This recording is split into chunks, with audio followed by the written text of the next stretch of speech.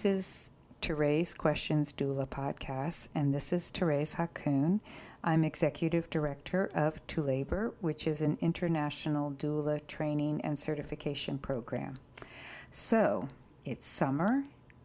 I'm here once again doing a podcast. Melanie is not with me, and the reason is I'm actually on the road. I'm currently in California, but I am doing a lot of traveling this summer, and so I've brought the podcast equipment with me to do segments, I hope, while I am traveling.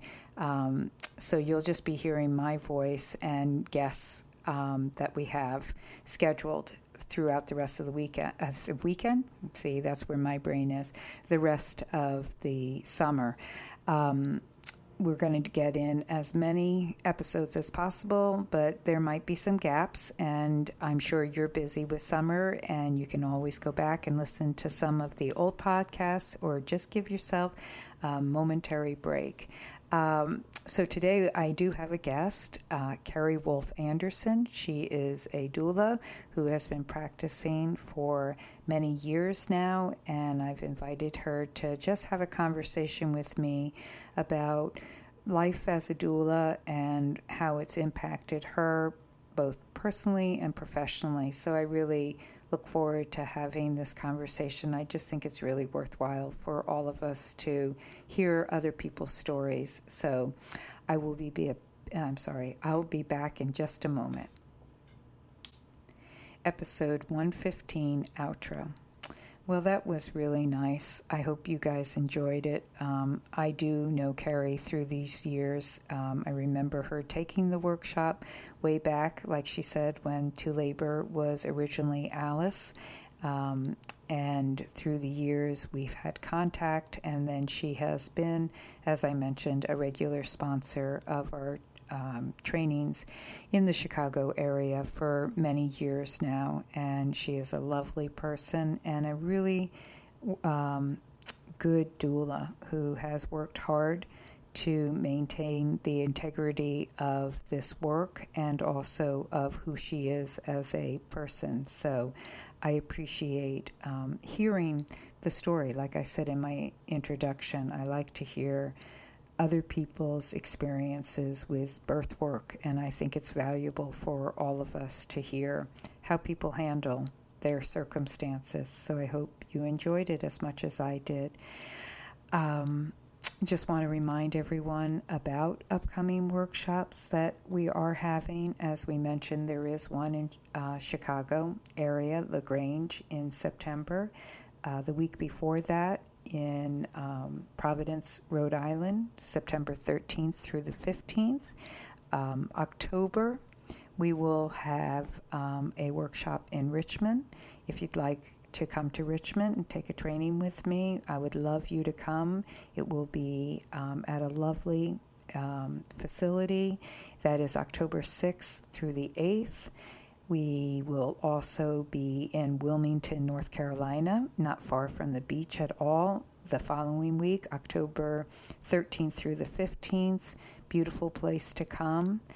I think it's the following week as well, which would make it something like October, what would that be, a week later, in Albuquerque, New Mexico. Beautiful place to come in the fall in October. The weather is beautiful. It's Albuquerque, the whole New Mexico area, really great. So if you're not from the area, these are considerations for you if you can travel. We don't do a lot of workshops. Or let me rephrase it this way. We limit how many workshops we do a year. So not always can we be in your community, but I think, and I'm speaking obviously as the executive director, but I'm also speaking from many people's experiences through the years. It is a worthwhile journey to take the ToLabor training. I know you may be able to get a training in your own neighborhood, and I so appreciate that. And if that works for you and resonates with you, I understand. But if there is a way that you can travel and come to a workshop, please consider doing that. We will also be in Boston, the Jamaica Plain area, which is wonderful area too, the first weekend in November, and the list continues, and we are growing our 2018 schedule, currently discussing it. So if you're interested in potentially seeing if we can come to your community, please send us an email to laborworkshops@gmail.com, and our workshop coordinator will be in touch with you to see about if this is a possibility. Don't hesitate to ask.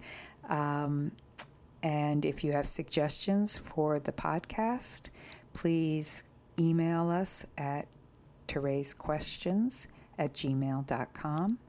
And also, please check our website for all the information about workshops and about who we are.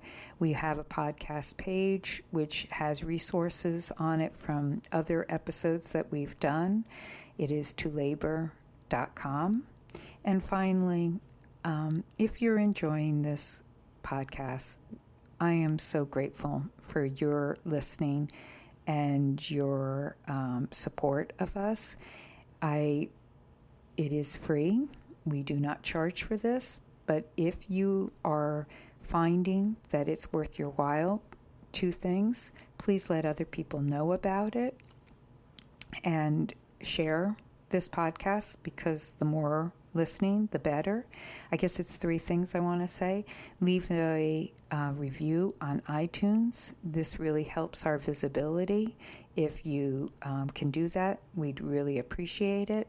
And lastly, if you are able to give a donation towards this podcast, the production of it, because we do pay for it ourselves, we'd greatly appreciate it. You can go to our website, to the podcast page. There is a donate button on the podcast page. I feel like I'm spitting peas out here. That I would greatly appreciate any donation, but I don't want to put pressure on you. I'm putting it out there. That's what I'm asked to do. So thanks everyone for listening. I hope you're having a really good day, evening.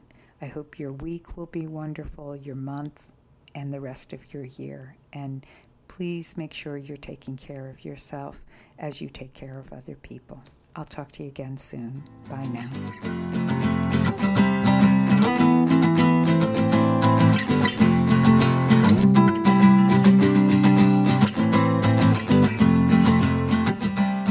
So, hi everyone, we're back, and I'm here with Karry Wolf Anderson. Hi, Karry. Hi, Thérèse. How are you? I'm fantastic. How are you? I'm good, and thank you so much for taking time away from your busy life to spend some time talking to me and to everyone else who's listening. Thank you for having me. Oh, I've wanted to talk to you. You and I talk. We can talk a lot together, but it'd be real. I really wanted us to have this kind of conversation on the podcast. So I really appreciate your effort to sync your schedule with my schedule, which isn't always easy. So before we get talking, can you tell everyone a little bit about yourself, like who you are as both personal and professional, and how you fit into the birth world overall? Sure. I am a mom of 3 amazing little boys, Bo, Shane, and Cole. They are almost 10, Wow. 7, and almost 4. Wow. I know. I'm married to my husband. We've been together for going on our 14-year anniversary. Huh. And I've been a licensed massage therapist for the last 17 years. And I've been a certified to labor doula since, I want to say, for the last 8 years. Wow. So, yes, I originally met you. You came to Chicago. Right. And it was still Alice Right. at the time. So it's definitely been a while. Yeah. And I had Bo about a year earlier. and I had the time and I had the money, and I thought, I'm going to do this. I'm going to just do it. And it was kind of a big deal for me to like drive into the city, because if anybody knows me, I'm directionally challenged. Oh. So this is before GPS and, great maps and all that thing. And so I just remember thinking like, okay, I could do this. I could do this. So I jumped in, and I met some of the best people that I still have to date in my life. That's great. You included. And yeah, it just totally changed the whole direction of everything that I've done since. And what made you want to do the workshop? I had, back in massage school, I had an instructor who was an RN, dabbled in doula stuff herself. And I heard this word doula, and it was in my prenatal massage training. And I was like, oh, doula, that sounds cool. I could do that. And it just kind of stuck with me for a really long time. I would hear it every now and then. I decided to have a midwife for my birth. I was the first out of all of my friends to have kids. So I kind of just really did this on my own without anybody's input. My whole family, they all had like my mom and aunties, and they all had really medical births, and they were like, a midwife, what? So you're going to have it like in the backyard? Like, didn't get it at all, completely clueless. And I didn't care. And I was like, well, but for me, I wanted to have a child before I became a doula. However, I think that there are awesome doulas that don't have kids, and they're definitely mothers in spirits. But for me, it was, I need to experience this and then, see if maybe that's the route I want to go. So I hired a doula, and she attended my birth. And I remember thinking like, I so could do this. I so need to be doing that. And so that sat with me for a year, and I kept checking back to see, I was going back between Alice's website, and I think Dona was the other one, and Dona's was so hard to navigate, and I was like, and Alice's was just so perfect. And I looked at it and I was like, yes, this is it. This is what I need to do. And the information was easy to read. It was easy to sign up. And so I did it. I just jumped in and did it. And so you did that when your oldest was a year old. And then, is that correct? Yeah, just over a year. Yeah. Mm-hmm. And then did you start attending births right away, or did you wait, or what? Yeah. How did you move forward from there? I ended up attending a birth like 2 months, not even 2 months after the training. I had a friend whose sister was pregnant and was like, hey, we want a doula. We heard you were doing it. I had worked on her doing massage before, so I was comfortable, having that relationship established already. And so I just kind of jumped in, and I went slow in the beginning because I had a little one at home. And so I did, I got through my first 6, and I want to say I got through my first 6 pretty quick. It kind of just word of mouth. That's how I've done all of my work. Yeah. And it just kind of took off from there. And so then you went on to have, obviously, other children. You had your next baby. How many years later? Just 2 years they're apart? Yeah, 2.5 years apart. Yep, I had Shane. And did that experience, having now 2 kids, change anything in you as far as your birth work went?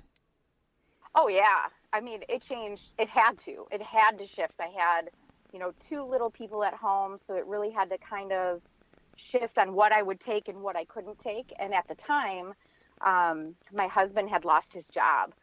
So for me, I had to really take an increase, and I wasn't expecting that either, but I did, and we made it. And I have to say too, with Shane's birth, it was we had a home birth transfer, and it was the emergency cesarean for a prolapse cord. Right. So it was just kind of, all the things that you don't expect. But if I didn't have my training, I really feel that I would not have known what to do, and that he probably wouldn't have been here. So it was I'm really grateful for having the training itself, because we talk about those things and what to do. And I mean, my midwife wasn't there yet when it happened. Right. So it was just kind of one of those things that it was like, wow, I really have been in the right place at the right time for all these things to help and be okay. That's interesting. So your births your work and your births have informed your whole process, obviously. Yes. And so you're doing massage work, though, along this time and having eventually a third baby as well. Yes. So how has that balance been for you? It's hard. It's hard. I just, after doing it all this time, trying to find that balance, and I think it's always a struggle. The massage for right now is a little bit easier to schedule. Right. I feel like I have a little bit more, quote, control over the hours. You know, when you're at a birth, you could be there for 3 hours or you could be there for 3 days. Right. So that's keeping that balance and then still being, a mom and not missing, their, dirt biking games and, flinging themselves off of ramps and just playing and being there. It's hard. So this is the first year that I've really taken the time to take some time off for some self-care and from birth work, and just be condensing my time a little bit, or I shouldn't say condensing, but being more selective with my time and where I need to put it. So you're taking some time off right now? Yes, I'm taking time off from now until my next birth is in September. So this way we can go camping and do life, and I don't have to worry about being on call or phone signals or not having signal and having to race back or not.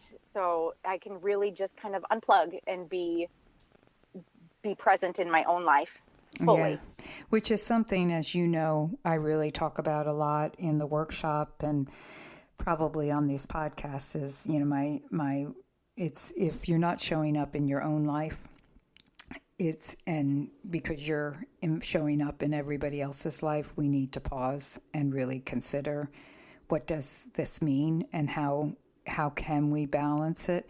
And I know, like you said, your husband was out of work, that one time, and life circumstances, we're not always free to just say, well, I'm not going to work now. And I totally appreciate that. But if you can find that, how to take time, like you said, for self-care. It's so, so important. Was there anything specific that kind of prompted that for you right now? Yeah, I have had, in the last couple of months, I've had some pretty intense births, and good and, bad. And the last couple have pulled me away from things that were really important to me in my own life. I had my grandfather's 90th birthday, and it was, 5 hours away. And, it was a roll of the dice, but I made a commitment, and I want to always honor my commitments. And it was really hard. I met my nephew for the first time. I knew it was the last time that we were all going to be together as a family. So it was hard to cut that short, but I'm grateful. You did have to cut it short? Yeah. I cut it short. I had to come back, which was fine. I mean, I made it back in plenty of time, and it was a wonderful, beautiful home birth, and I wouldn't exchange that experience for anything either. Mm-hmm. And I got to support a lovely friend, and this was the second time that I was with him, and it was so beautiful, and it was all the things that home birth is. So it was really special. And then it was really hard leaving family, so it's like you have equal things that you love, but Right. one is work and one is your life. Right. And that really, a couple things have been hitting home. And then I had a training for massage that I was doing, and it was really important to me and very similar to the labor. I've been wanting to do it for years. The time and the money just never really worked out. And now I had this opportunity, and I was on a wait list for the class. So when I got hired for my July birth, I didn't bring it up because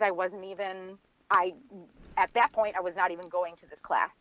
Well, of course, somebody canceled and I got the next spot in, and it was 3 hours away. And the family, I explained to them, that I have the opportunity for this class that would, help me in my life. And they were like, well, I'm okay with it, with a backup until you can get here. So it was one of those, I didn't get a free and clear, yep, do your thing. We'll roll the dice and see if if I make it or not. Right. They were very, very specific that, no, we want you here. We're okay with a backup until you can get here. Right. And because you hadn't made that as part of the initial, I will not be available these 3 days. I have a backup for those 3 days. Correct. Yeah, that's the difference in that scenario. Yes. Yep. So it was really hard being stuck in this place of something that's going to help me to move forward and grow, and having something that I have to kind of just take a step back from. So it was this complete, dynamic, but it was so like, okay, this is why I need a break, because I need to do things and just to show up in my own life and things to help me get to the next step of where I need to be. So, and of course it worked out fine. I mean, she had prodromal labor the 3 days that I was there, and I coached her through, until 2 a.m. and told her all the things to, take a bath, get in the shower, go lay down, have some water. And we played that game every night.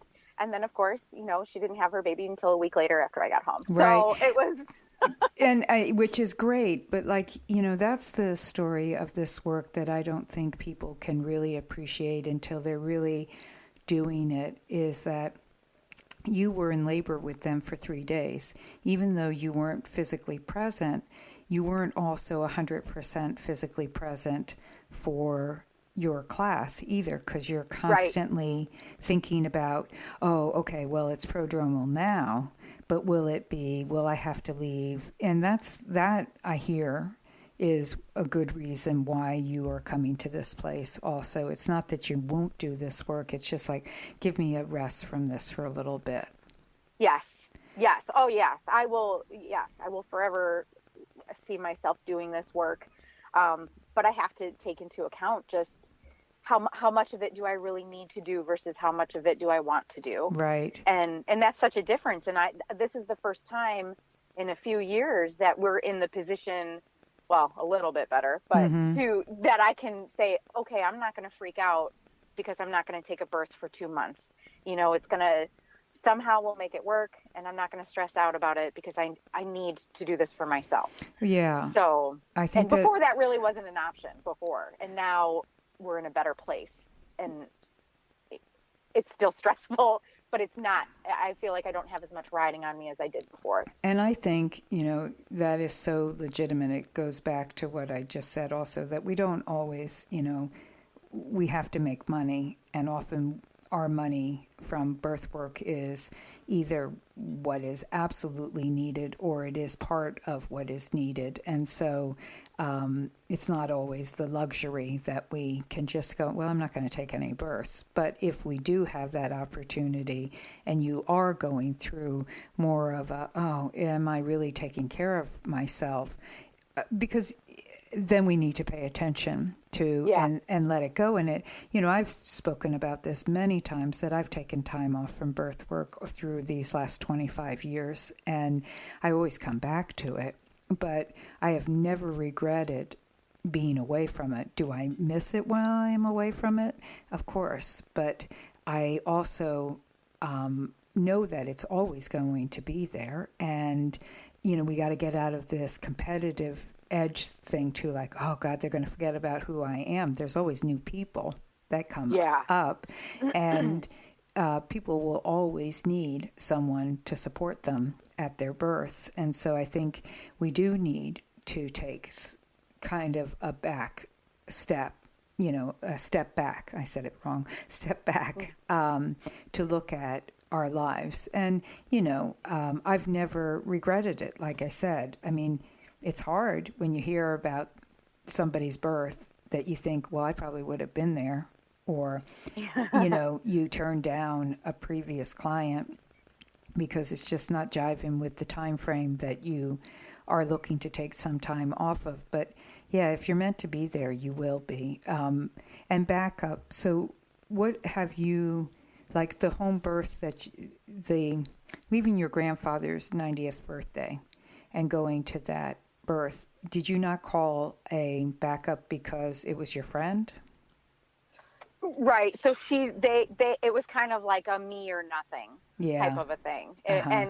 And which we all, we agreed upon. And, I said, as long as you're okay with that, it's your birth, not mine. So you need to feel supported. We have a fantastic home birth midwife that does great care, and we knew she was going to be able to be at that birth with her. So she felt comfortable if it had to go that way. That if I wasn't there, then, she could make it work. But then, so I was able to do the birthday party part, Yeah, good. which was great. And then, Right. so I left the next morning at like 5 a.m. to get Mm-hmm. back.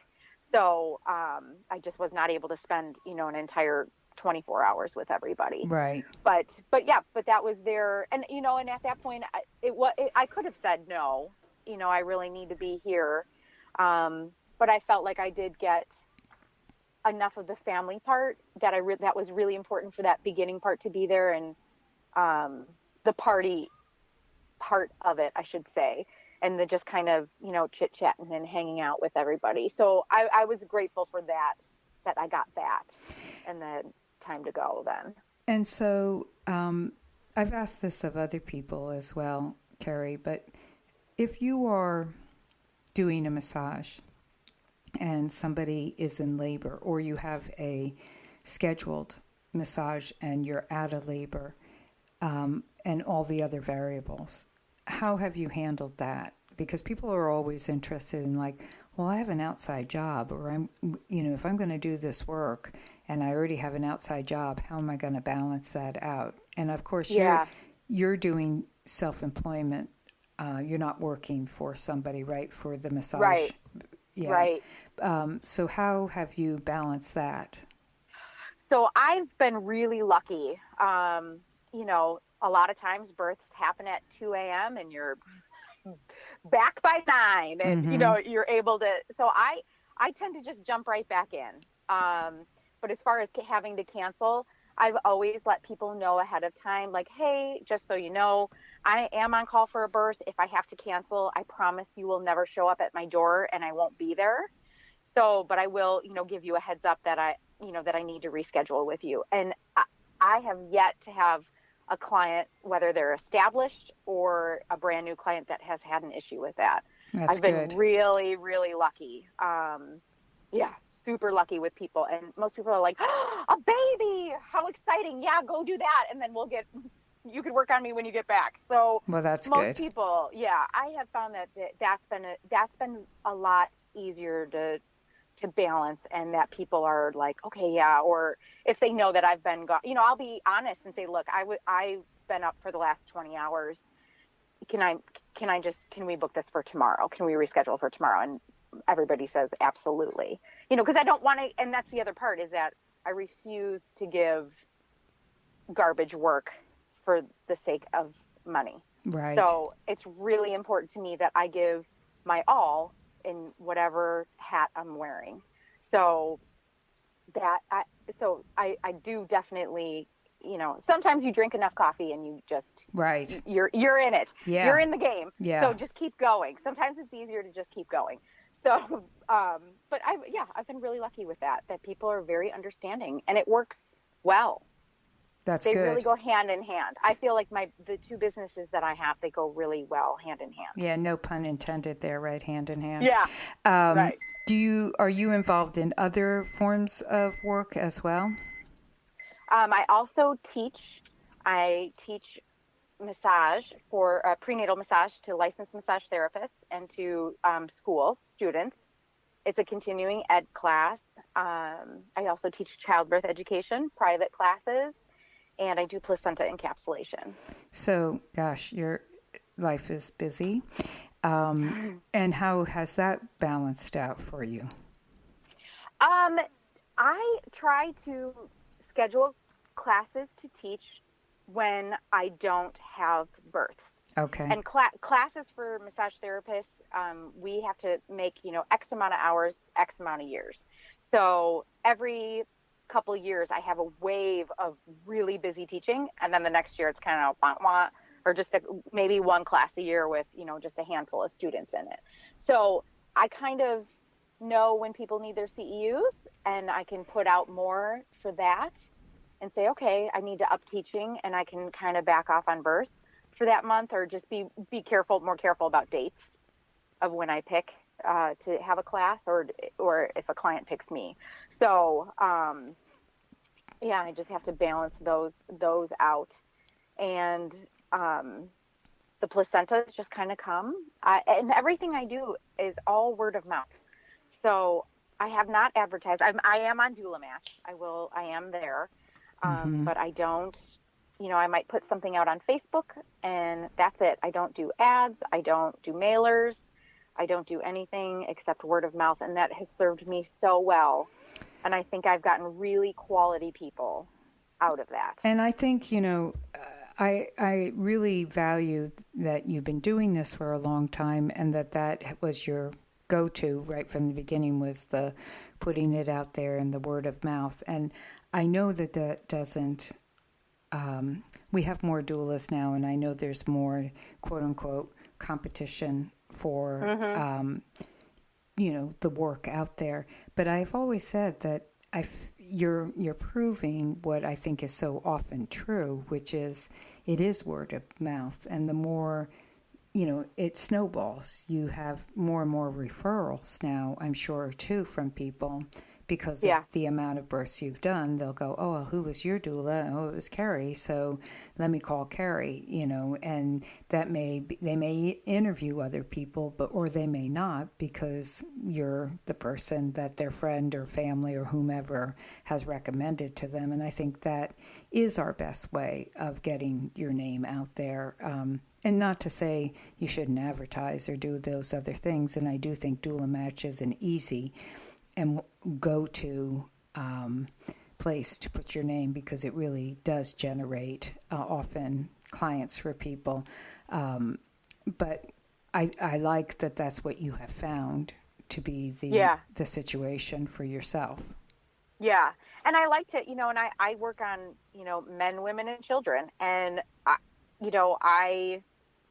I have yet to have a weirdo come to my office since I've owned my business.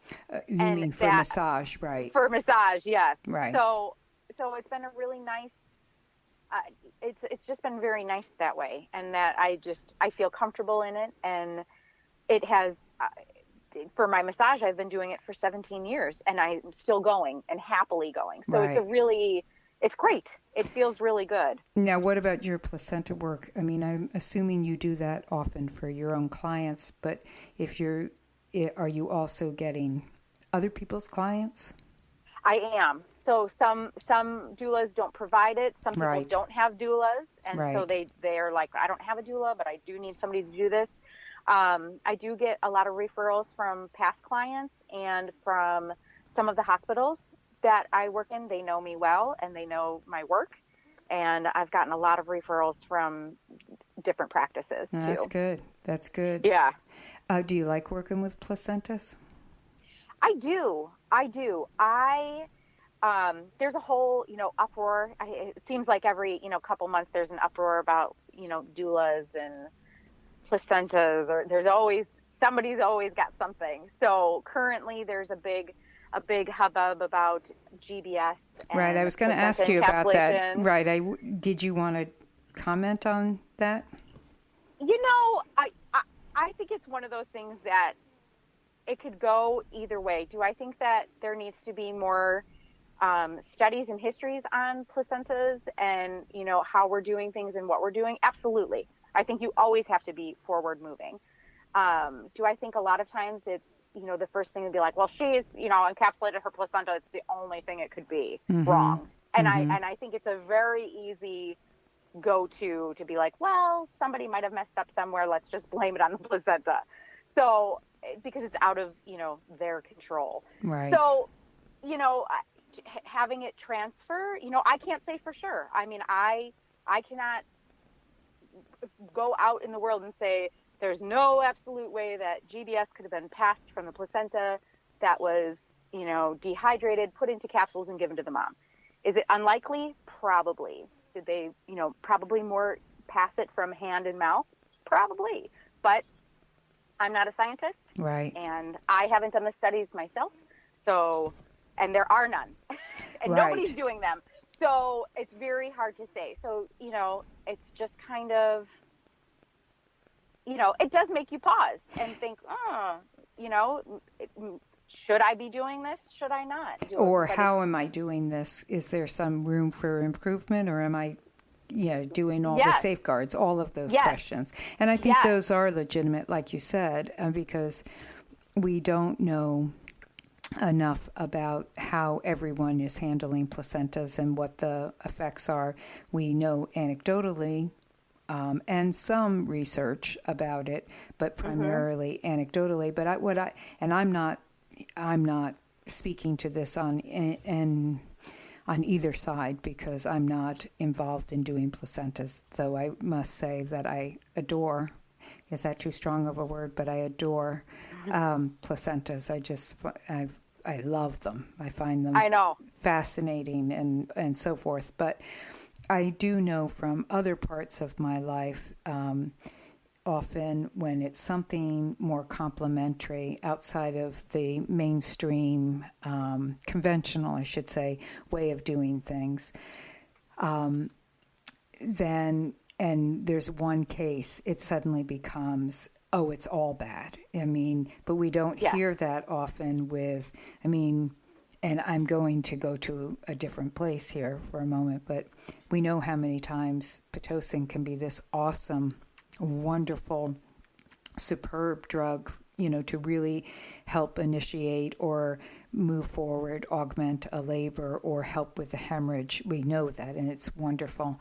Right. But we also know that it can have really catastrophic side effects as well, fetal distress, and the hypertonic uterus and so forth.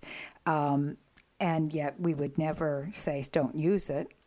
We wouldn't say, well, you should never do this anymore, because, and there's studies that have shown that these things actually happen, but it's when it's something uncommon, like ingesting your placenta, that it becomes, shouldn't do that. All over the news, all my research stuff that comes up, it's all, do not do this now. Do not do this. And I think we're so quick to blow the whistle on something that we really don't know enough about whether that should be. I've read a lot of discussions about it feels like it was not possible for that placenta to have been the cause of the GBS in the baby. But I do think it is a good place for those who are doing placentas to really pause and, like you said, and consider, am I handling it right? This, and do I want to take on this responsibility? And do I know? And how can I make sure my clients it's more transparent about the unknowns of those things? But in the end, if you're doing it the way that seems to be the healthiest way that has been set up to kill off pathogens, and the client takes responsibility, it's like doing doula work. It's, in the end, it's informed decision making. Right. Yeah. Right. Yeah. Absolutely. And that's why I feel okay. And I feel like I do enough, continuing my self-education about it and getting in groups and discussions and listening to all sides, because you have to listen to all sides. Yes. Which sometimes you just want to roll your eyes, but you can't. You have to at least listen and hear it. Right. And then go from there. But yeah, I think it is a beneficial thing. And like you said, I think it is definitely, outside of the norm. So how could that possibly be amazing? Right. Right. Well, and this is kind of a digression, or not it's me going off on my tangents.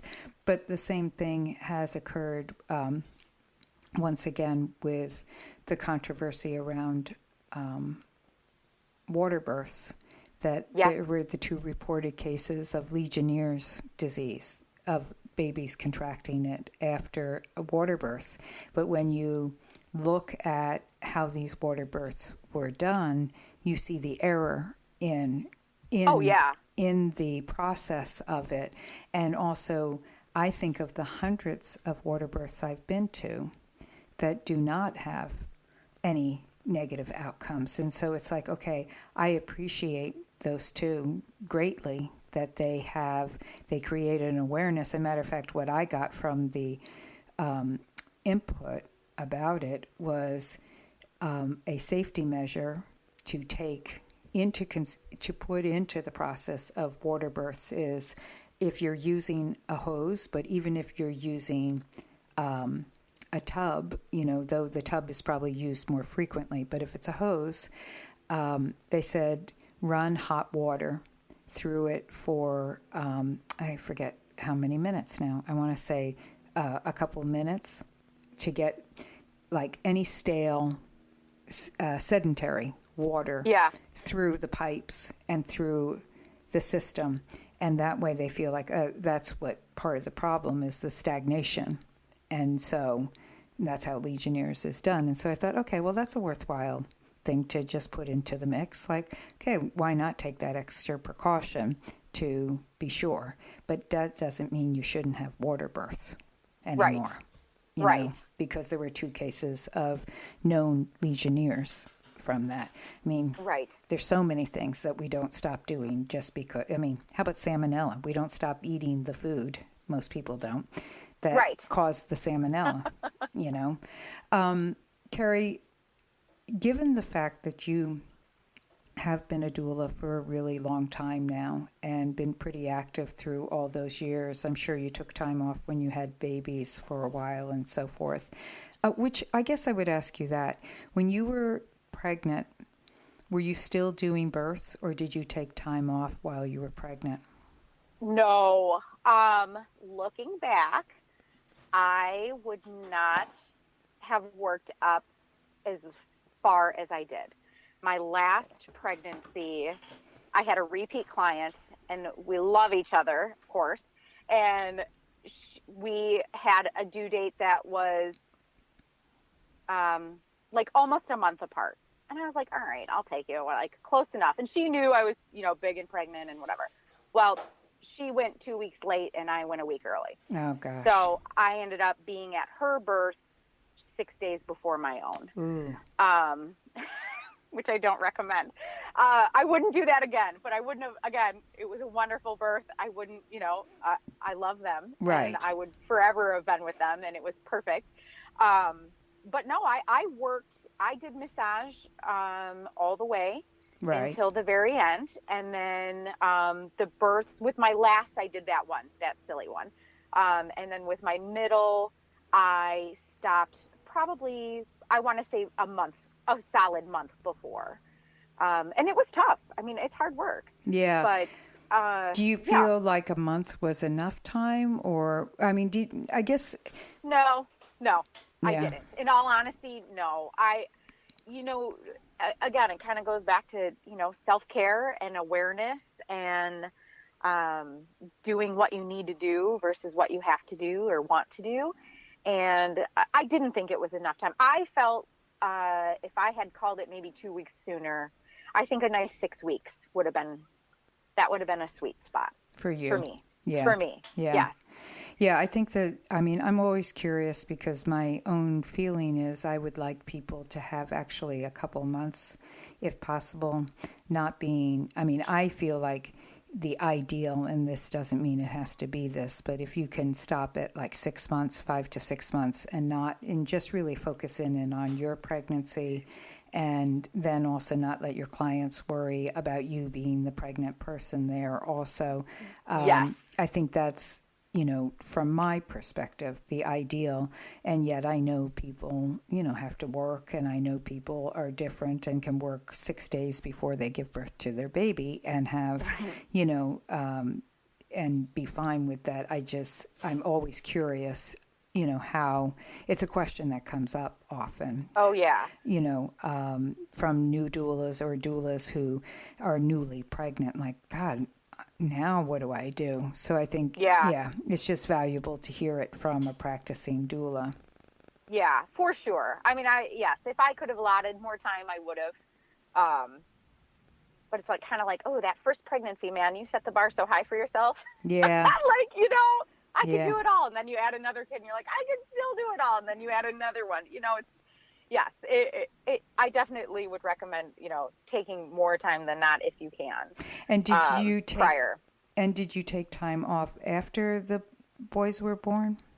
Yes. So, after Shane, I jumped back in rather quickly, because of our scenario. Mm-hmm. And then with Cole, my last one, I took a good 5 months Mm-hmm.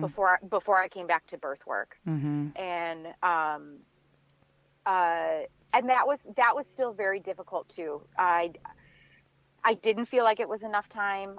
All of my boys were, breastfed. They didn't want a bottle or a pacifier or a cup or a spoon or a syringe. So they would hold out for me. That's really hard. Yeah, it was really hard. And, there was a couple of times where I asked, some people asked to excuse themselves to pump. I would just say, I need to just run down. I had very efficient feeders, so I could nurse a baby in 12 minutes and they'd be good for a couple hours. So my husband would, drive the babies over. The parents would have no idea that I was, going to do that. And I said, I just need to take a small break. I'll be back in 15 minutes. And they were okay with it. Mm-hmm. So, and obviously it was all at appropriate times that I could do that in a Right. birth. Otherwise the kids would have to wait. So, Right. They kind of, but that stressed me out too. That was really hard. If I, I would love to take more time off, because that, rushing those, work is always going to be there, and kind of rushing to get back because you feel the strain is, it sucks. Yeah. But it does. I mean, there's no other way to put it. Yeah, I appreciate that. And so, as a doula practicing for a long time, who you were when you first started taking on births and who you are now, is there a big difference? Is there anything that you've seen that stands out to you, what's the difference? Oh, that's a good question. Definitely a different doula than from when I began, for the better. I feel that every single birth I learned something, every single one. Just like when you come and do the trainings, even if I'm just there for a little bit, every single time I hear it, I learn something new. And I think when I first started, I really didn't understand. I understood what the work was about. And even when I was in it, I was like, oh, wow, yeah, this is really great. And it was kind of light in the beginning. And then you go to more births, and then, you have a roll of great ones, and then you get a roll of really hard ones or really long ones. And those all start to wear in, or you have a really great provider or a really horrible provider. And just through the years, I have learned practices that I will and will not work with, which I didn't know that before.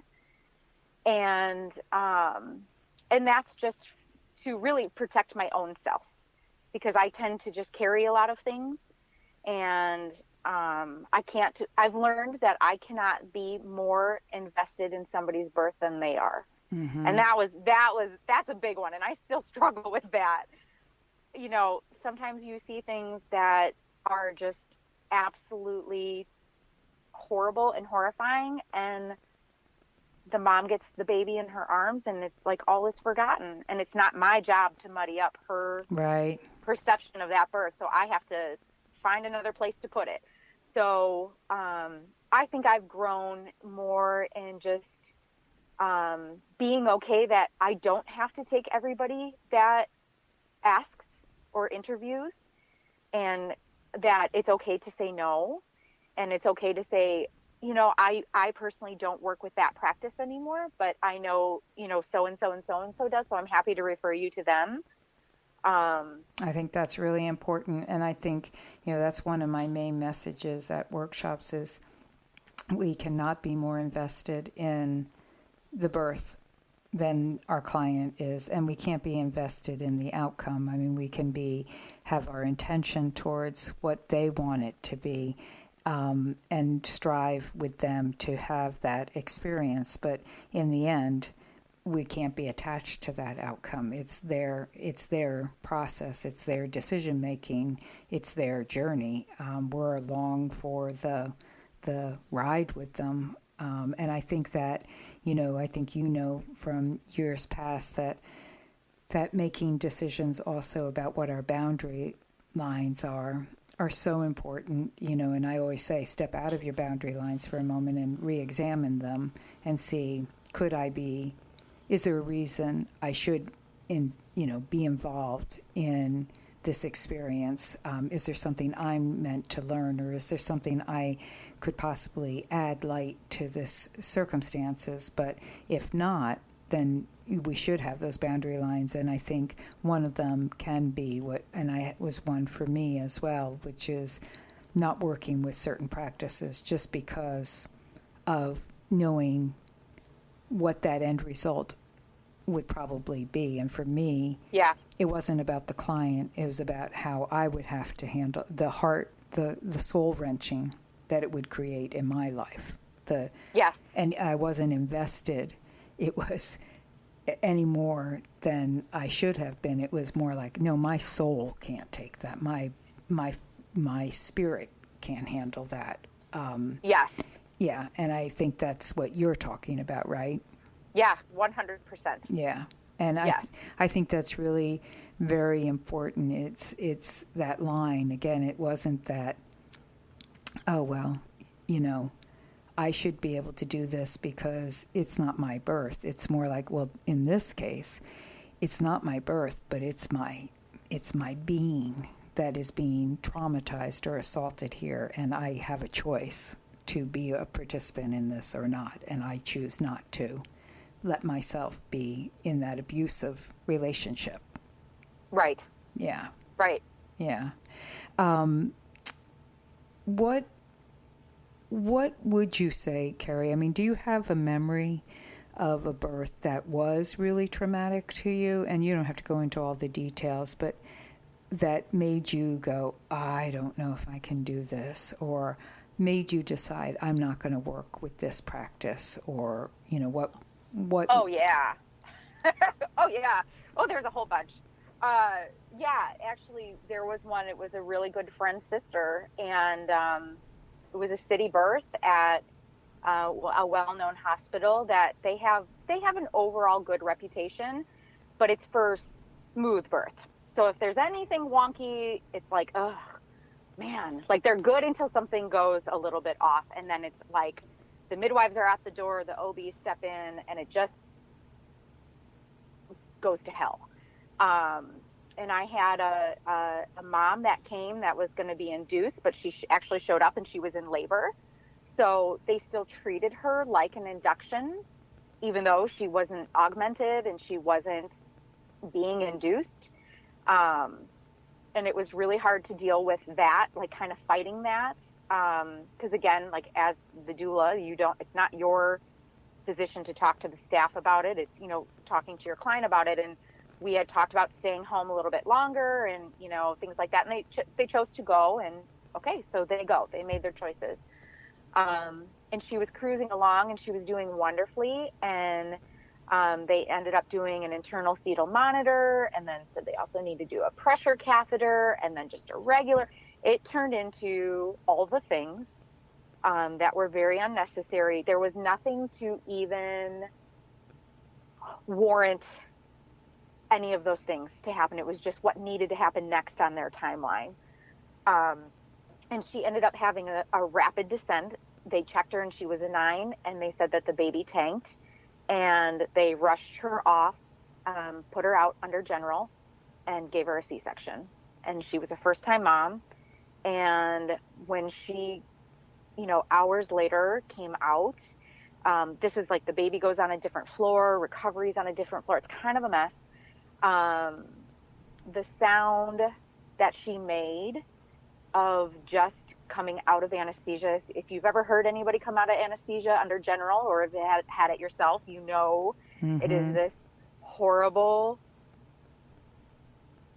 soul-wrenching cry. And I heard it and I recognized it and I had it myself. And I just knew at that moment that, oh man, crap, like this is bad. It was bad for her.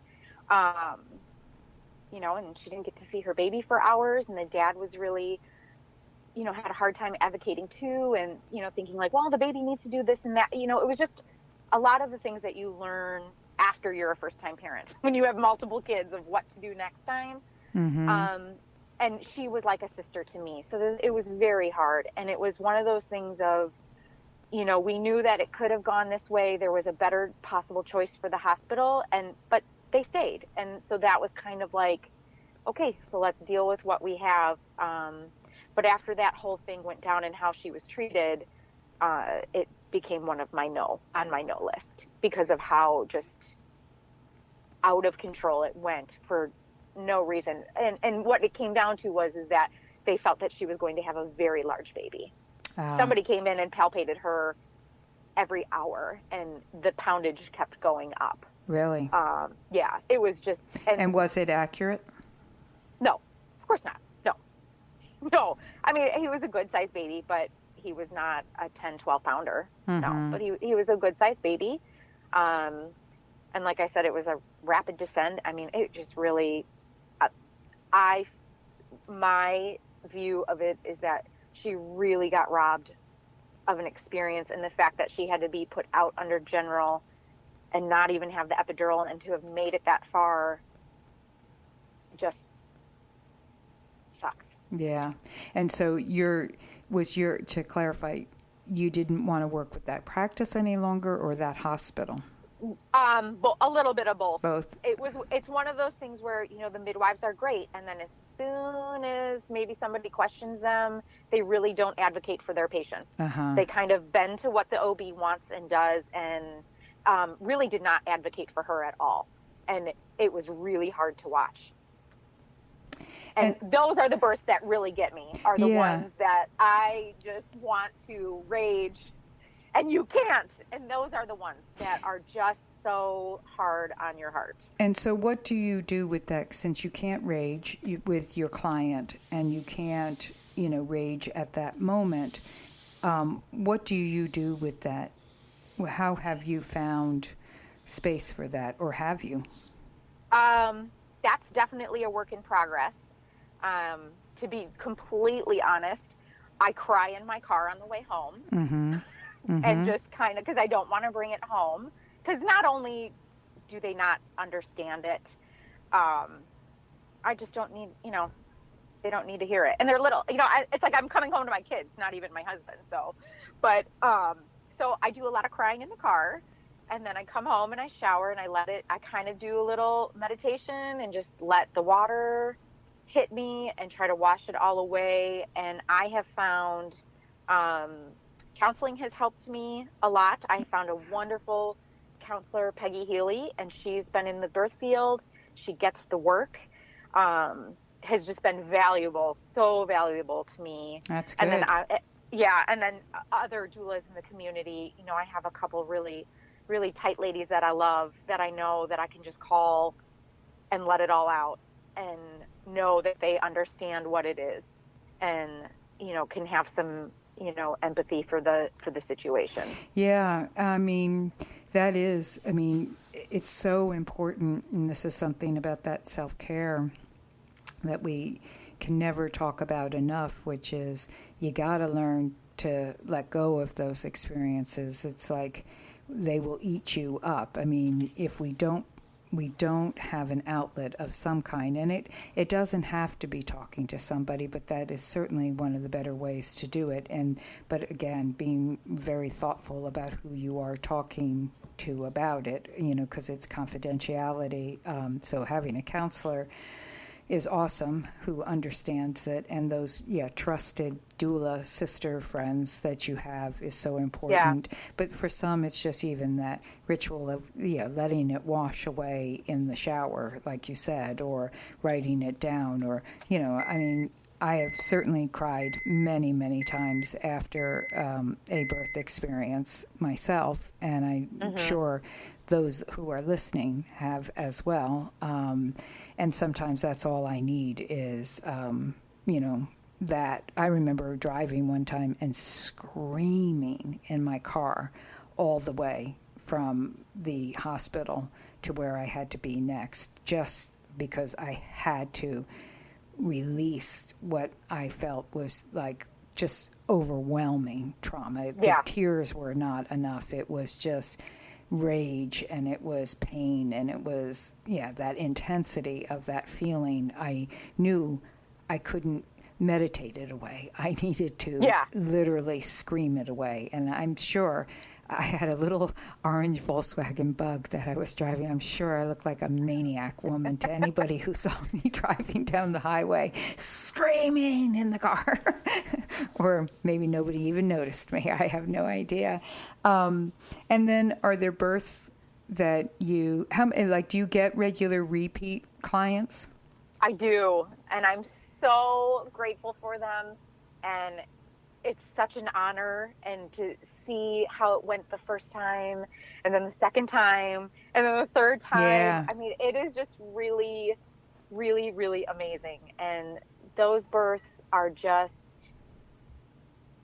they're, even with unexpected outcomes on some of those births, they're still so much easier to deal with.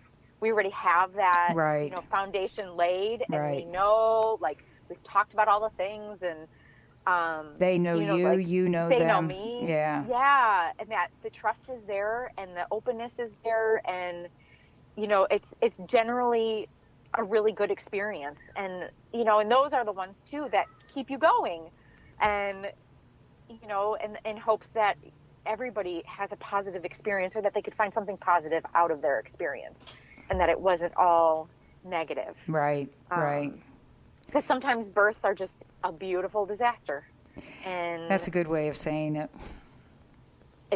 It's hard. And when it's good, it's good. And when it's bad, oh my God, is it bad? Yeah. And it's kind of no in between,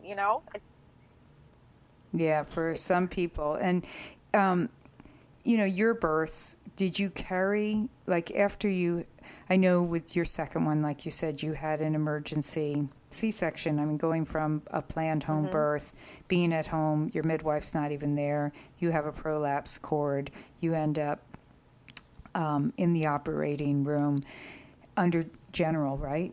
Yep. And so you have had that experience, like that other birth that you just spoke about. Did that birth influence you or affect you for your next clients or down the road? Well, it did, in the sense of just being more aware of the practice. I really try to keep my experiences were my experiences. And I'm glad that I could hear and recognize and relate, but I don't try to put on any of my stuff onto them, and and say, oh well, I've had this too, so blah blah blah. Good. I really let them have their moment. I do have to say though, when I heard her come out of the OR and I heard the cry, I mean, it really is, it's unexplainable unless you've heard it or felt it and know what it is. It's devastating. So that was hard. And I did cry at that birth, and I did cry in front of the family, and they are my family. I mean, their mom is my second mom. It's just we're very tight, and there was no way that I could, pull my shit together on that one. I could not. And I don't know if that makes me a good doula or bad or not, but it was just, I was human. Right. And that's all I could be. Right. Well, and I think what you said though first is that you don't put your experience into their experience. I think this is something, that I try and talk about, as you know, in workshops and on the podcast, about trying not to be about ourselves. I mean, we can have empathy, we can have understanding without people knowing that, oh, well, I've had this experience, or I know exactly how you feel, because of course that is wrong right from the beginning, that statement. But, Right. Just I think it's not about us, and not bringing us into it can be very, very difficult.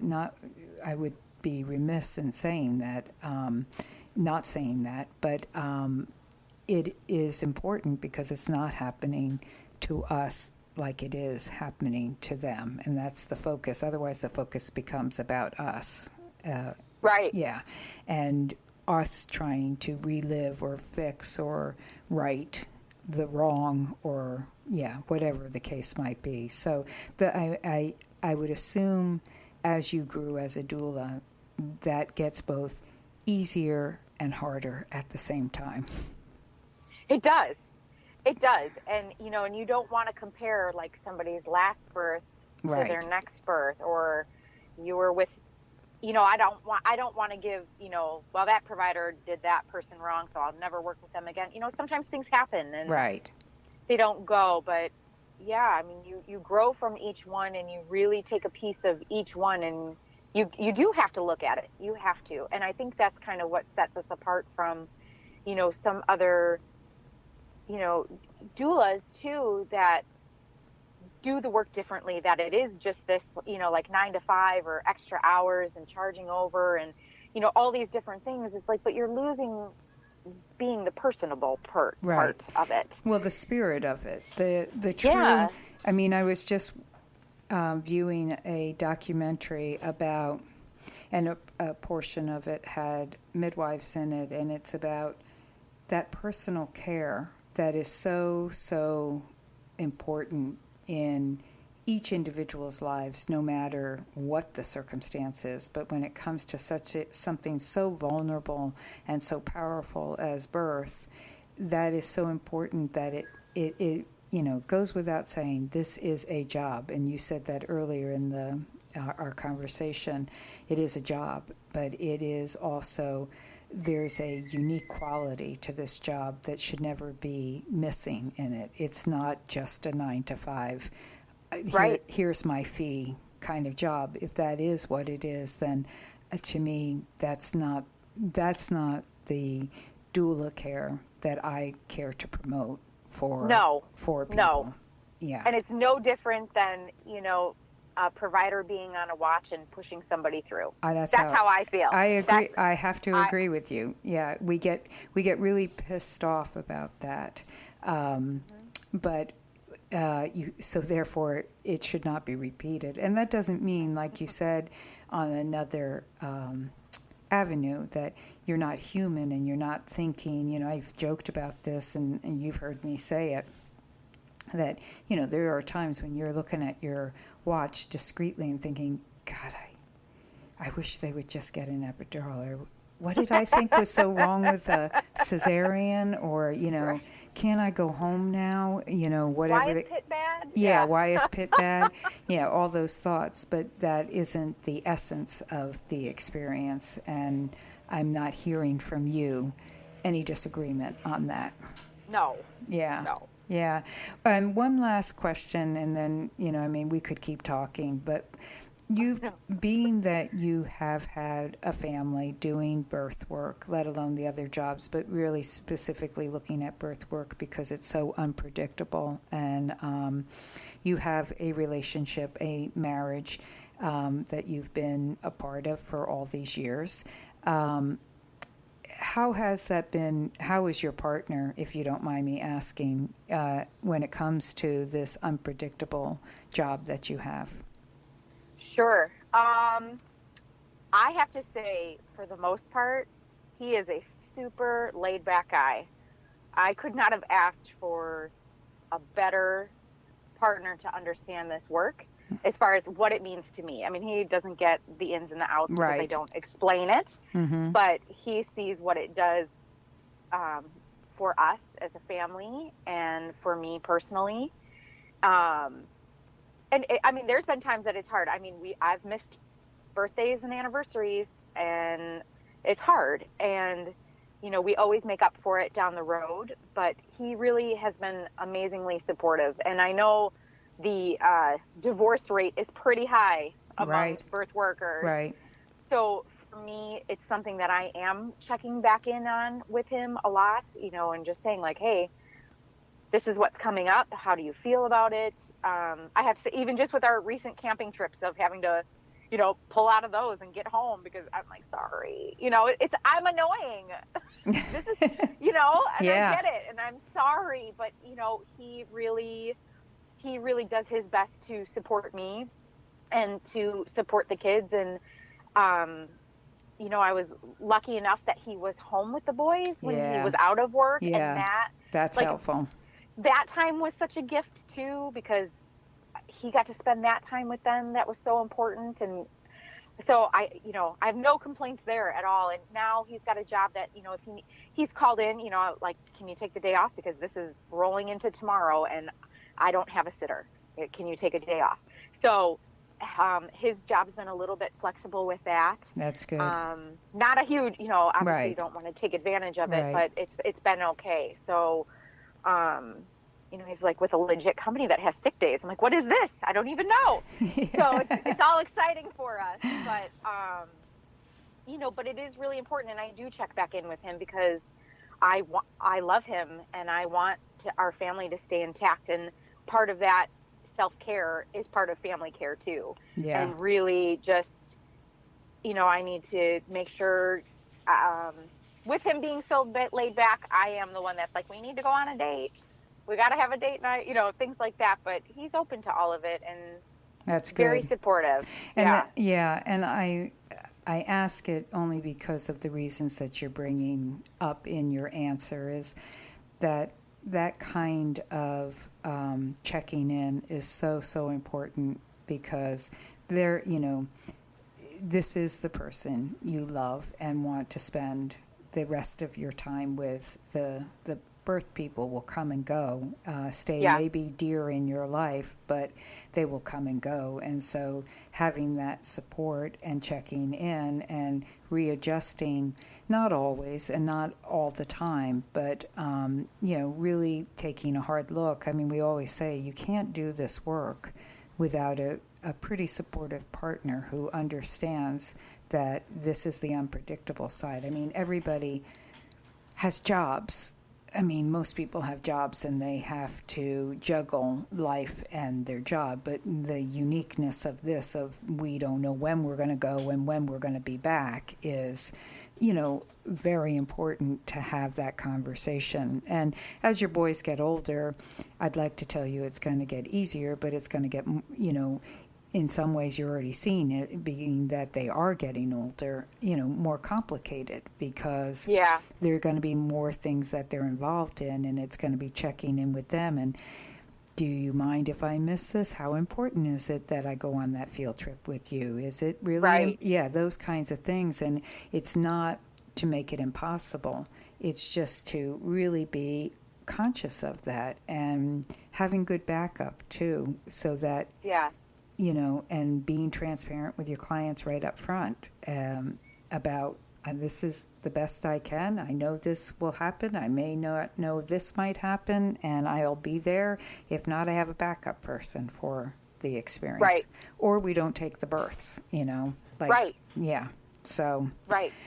well, Karry, I am so grateful that you took time away from your family right now to be able to talk. I just think it's really important for everyone to listen to another doula's experience and how you've worked it out in your life, both professionally and personally, and sharing some of your experiences. And you're valuable and you are valued as well. So thank you. Thank you so much. This was such an honor, and it was really, you have such great questions and you do such good work. And thank you for having me be a part of it. And You know, I just love you so Wow. much. Thanks, Karry. And Karry, we forgot to say, is in Chicago. And Karry also is sponsoring a workshop in Chicago. Once again, she's like our one of our primo Chicago sponsors, has been for quite a few years now. And the workshop will be, what are the dates? September, I want to 21st, right? 21st, 22nd, 23rd, I believe. Yes, yeah. Friday, Saturday, Sunday. Right. Yes, I'm pretty sure I yes. think it's I think that's around what it there is. somewhere. I think so. So I'm sorry. Are we, scrambling for a flyer. yeah, aren't we terrible not knowing the exact date? It's in No, 22nd. 22nd 23rd, and and 24th. 24th. Yes, we're Yes. both looking at it at the same time. And the workshop is in the Chicago area. The town is actually LaGrange. which you can take mass transit to as Yes, well. and I have shifted my office from last year when you were there. It's still in LaGrange, but it is right off of the train stop. I literally 25 steps off the train. So it's easy to get to. It's open parking, very nice places to stay. It's wonderful. It's a great location. Well, good. And so if you're interested in coming to Chicago or are in the Chicago area and would like to take a training there, you would get an opportunity to meet Karry also, who will be in and out throughout the weekend, and a great connection. And if you're not in the area and want to travel to Chicago, it's a great city, and LaGrange is a great little town, and sweet town. I really like it. And you could travel in for a few days and then go to the big city, which is really close by, and explore Chicago as well. So you can contact Karry. It's on the our website, but your email, Karry, is heartoftouch1@gmail.com. great. And so thank you, and I look forward to seeing you in September. Yes, ma'am. Thank you. You take it easy, okay? All right. Okay. Enjoy, Therese. Okay, bye now. Bye.